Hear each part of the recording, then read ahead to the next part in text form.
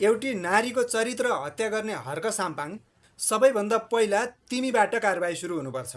साथीहरू, रहरै प्रधानमन्त्री बन्ने सपना बोकेर राजनीतिमा आएका हर्क साम्पाङको चरित्र, व्यवहार र चित्र कस्तो हो, आज थोरै भए पनि जानौँ।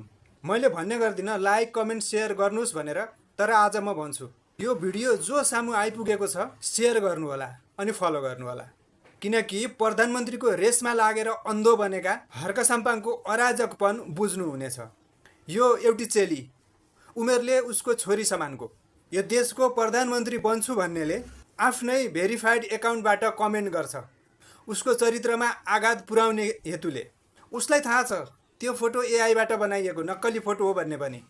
यति तल गिरेर कमेन्ट गर्छ, अरूलाई पनि प्रोत्साहन गर्छ अनि यस्तो किसिमको घटिया सोच राखेर देशको प्रधानमन्त्री बन्छु भन्दै हिँड्छ। ऊ मात्रै यस्तो होइन, उसको सहकोषाध्यक्ष भन्छ यस्तो फोटो बनाउने म मास्टर हो भन्छ। उसको सचिवले भन्छ गाई काटेर खान पाउनुपर्छ, गाई काट्नु पाउनुपर्छ, मासु खानु पाउनु। देशको झन्डा जलाउँछ।